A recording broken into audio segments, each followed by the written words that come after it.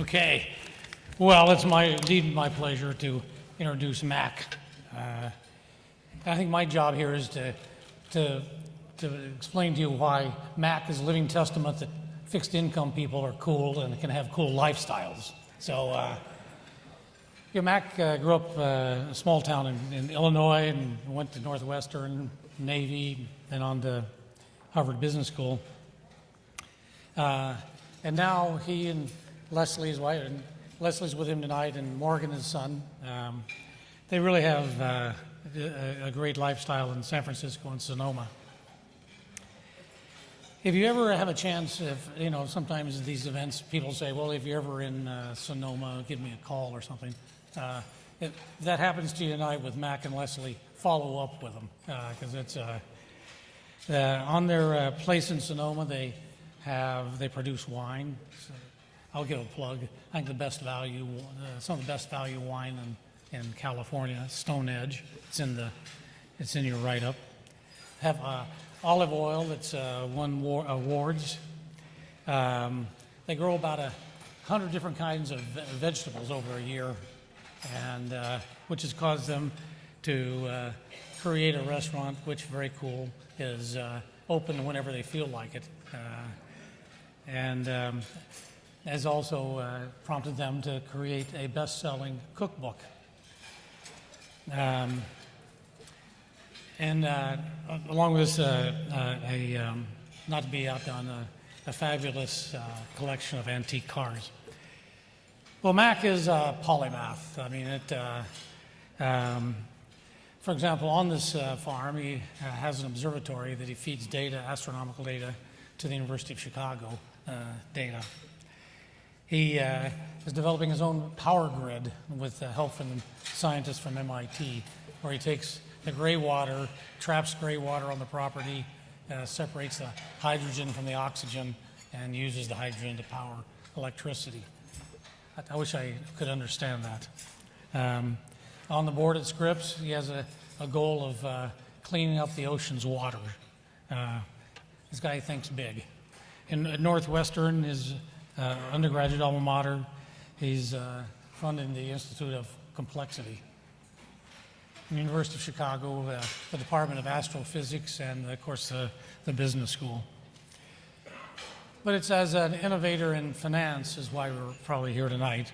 Mac is a self-described one of the original data dogs from the 50s, collecting data. And Wells Fargo hired him back in the early 60s to apply quantitative methods, really, and new ideas in finance. It did a variety of things in terms of innovation. He was part of the group that had created MasterCard and did innovative things in loans and so forth. But for me, the highlight was Mac created the first index fund back in 1971. And two of his consultants that he used to help him with that were Fisher Black and Myron Scholes, which, as they were working together and on the index fund, they started working together more closely, and voila, you have the Black-Scholes option pricing model. Then eventually it came around time to start Dimensional. Dimensional was started, the idea for it was finalized at Mac's and Leslie's place in Mill Valley, November of 1980. Whew. And so that's how Dimensional got started. And then Mac, along with two colleagues, I see Ulrich Vasicek, a Hall of Fame member of FEASI, and Stephen Kielhofer, were the first people to have a direct application of the Black-Scholes-Merton option pricing model. Bob Merton had outlined, kind of in his theoretical paper, kind of laid the groundwork for it, and they picked up on it and used the Black-Scholes-Merton model for credit evaluation, developing credit scores that was very successful, sold to Moody's, and then that freed up Mac with his colleagues to create diversified credit, which, as it says in the write-up, it creates outrageous Sharpe ratios. Of course, Bill Sharpe was also one of the consultants that Mac used back in the day when he was creating index funds. So now, as he's starting not to be still undone, still in the pursuit of financial science, he's with a group of people in Visa, called Visa. They're going to be coming out with a new instrument, new derivative called E-bonds, which, look in the paper for it. One of these, hopefully, they'll be coming out soon. But with all of that, I think, instead of calling them E-bonds, they ought to call them Big Macs, because for Mac here. So it's indeed my pleasure to introduce Mac. Come on up. Thanks.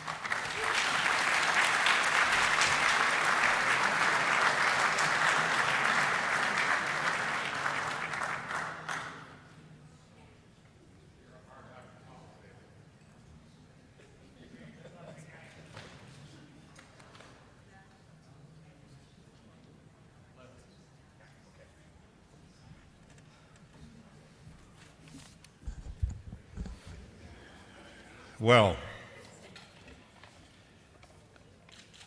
good evening, and thank you ever so much, all of you, for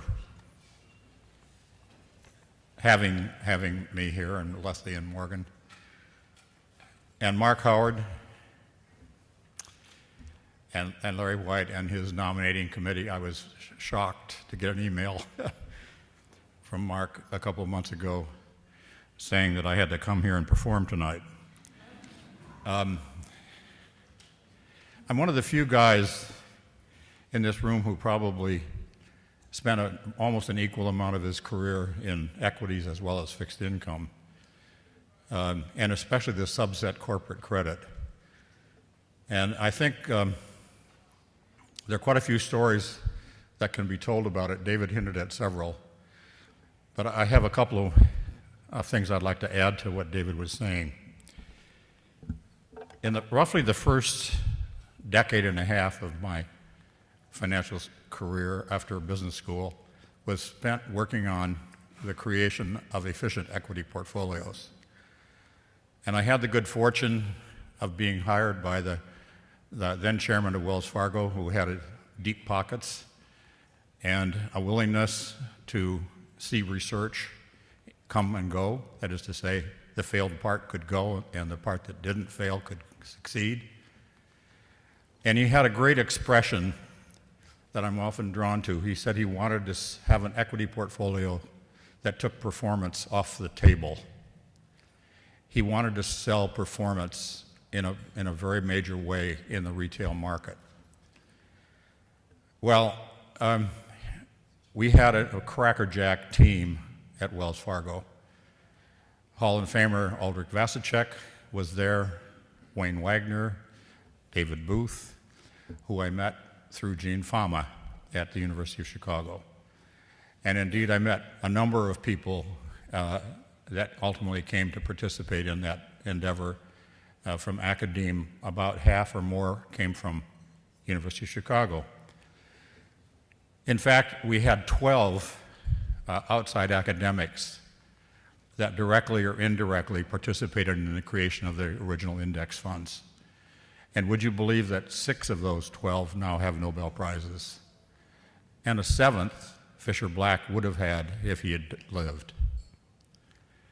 There's very little that can be said about it anymore because it has had an impact on the world, including starting dimensional fund advisors. And when David and I first started talking about that, was about the same time we left Wells Fargo, which was roughly in 74, 75, along with Aldrich. And Aldrich went off to solve the problem of how to transform floating rate paper into fixed rate paper. And out of that has come swaps. He has had a rather major impact, to say the least. Well, David and I decided that we wanted to do our own thing, and we were clear that the key was going to be to market it, not just the product. And without the marketing, you really can't get anywhere, I think especially in financial services. So it took us a couple of years to figure out how to do that. But in '81, we started dimensional. But prior to leaving Wells, my boss, Dick Cooley, called me in one day and said, "I'd like you to tackle a new problem." "Yes, Dick, what's that?" He said, "I don't have any confidence in our understanding of the profitability of originating and distributing corporate credit, especially large corporate credit." Okay, so we built another team to work on that problem. In that process, we of course encountered Hall of Famer Ed Altman. We replicated Ed's experiment. We evaluated ratings. And one of the problems that we quickly decided was only rated firms could be evaluated by those methods, and that we really needed a much broader way to evaluate corporate borrowers. And we also concluded that if you couldn't figure out what the default probability was like, you couldn't make any money. In fact, you'd almost always lose money. So the whole secret revolved around the estimation of default probabilities. Bob Merton, who had been a friend of ours forever, proposed a method of looking at the Black-Scholes options pricing model by turning the model upside down or backwards or inverting it, depending on how you want to look at it. And we worked away on that, Ulrich and I did, for a while at Wells, and we couldn't figure it out. He and I went off on slightly different paths, but one day we had lunch, and I said to Ulrich, "Do you think there's any chance we could actually make the Merton model work?" He said, "You know, I've been thinking about that, and I think we ought to take a shot at it." Well, the problem we discovered was that you can't assume normality and you can't assume linearity. And as soon as you withdraw those two assumptions and you go back to basics with that model, you actually can get remarkable results. And that was done by Stephen Kellefer, who was a professor at Berkeley at the time and an empiricist. So it's an empirical problem. It's not a theoretical problem only. So we started KMV. And within a few years, we had perfected the idea of calculating default probabilities. Instead of having Ed Altman's about 90 defaulted firms to calibrate his model in, we had many thousands. And not, of course, just rated firms, but all kinds of publicly quoted firms. Moreover, we decided that we had to do it with high frequency. That is to say, we needed to recalculate default probabilities because they depended upon the behavior of the equity price. And equity prices can change rapidly, not once a quarter, and especially not when you're looking, but they're going to change when you're not looking. So we had to have a process that allowed us to recalculate default probabilities fast. And we also decided we could do it for any public company. So we began experimenting with various firms from various markets around the world. By the time we sold KMV to Moody's in 2002, we were calculating between 30 and 40,000 default probabilities, each individual firm, that is, by the way, in a term structure of default as well. And we were doing that every day. And we put that system on the internet, and it sold like hotcakes. And by the time Moody's bought the firm, we had about 800 or 900 clients all over the world. And I was spending most of my time running around the world on an airplane, which I no longer care much about doing. We had one last thing we wanted to do, and that was we wanted to figure out how you take 50 corporate exposures, or 100 or 500, and put them in a portfolio and sum them. How do you sum over probability distributions? Non-trivial problem. It's not a linear sum by any stretch. So, who did the task go to? Kellefer and a team that was originally at KMV, including Mr. Casta, who is sitting here, who's now the CEO of that firm, and we have actually figured out how to do that. So we can now construct portfolios of corporate credit exposures with an extraordinarily high degree of precision, with complete control over risk exposure. And I think the only problem with it is it's complicated, and not everybody's willing to listen to our story. But little by little, we're getting there, Tim, right? E-bonds is another matter. Dick McWilliams and I, who've been colleagues for many years, dreamed up the idea in the 2007-8-9 crisis that we really needed to create a bridge between the cash corporate bond market and the CDS market, which was just getting off the ground. We were very big on getting the CDS market started in the first place, and especially a cleared version of it rather than a bilateral version of it. And little by little, that's coming to pass.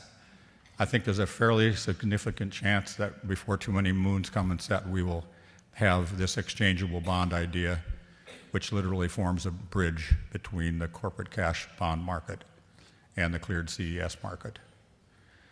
So with that, I would like to just say to the nominating committee, to the Hall of Famers, many of these gentlemen I have met on more than one occasion in past times. It is really an honor. I'm deeply appreciative of being here, and thank you for your attention.